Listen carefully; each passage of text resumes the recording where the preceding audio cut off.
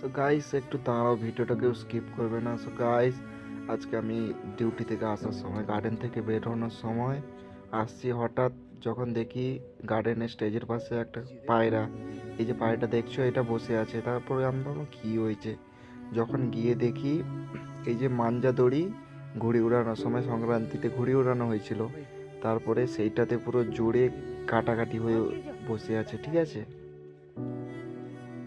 দিয়ে তাকে কোনো রকম করে ঘড়ির দড়িটা কেটে হাতে নিয়ে এসেছি রুমের মধ্যে। সো গাইস দেখতে পাচ্ছ হাতে কীরকম রক্ত হয়ে গেছে পুরো।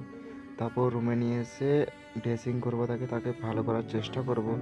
কেননা আমি তো আর ডাক্তার না যে ভালো করে ট্রিটমেন্ট করব বা কিছু ব্যবস্থা করব। তারপরেও আমি আমার যেইটুকু পারছি সেইটুকু করছি গাইস। তারপরে আস্তে আস্তে করে আমি, ভাই আর একটা ফ্রেন্ড, তিনজন মিলে তাকে ঠিক করানোর চেষ্টা করব যতটা পারি। সো গাইস লাস্ট অব্দি দেখো ভিডিওটা।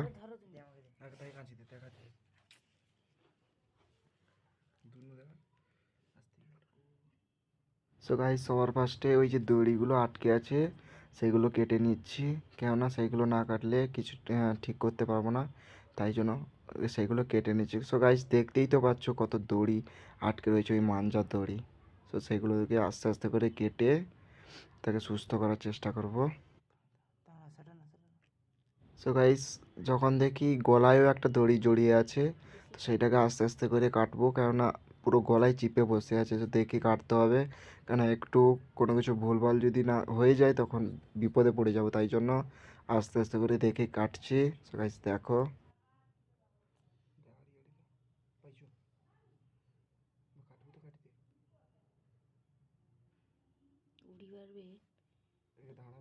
গলা থেকে সুতোটা কোনো রকম করে বের করে নিলাম সুস্থভাবে। তারপরে তো গাইস দেখতে পাচ্ছ ব্লিডিং কতই হচ্ছে, আর ডানা শুধুমাত্র একটুই জুড়ে আছে, একটু জাস্ট একটুই জুড়ে আছে ডানাটা।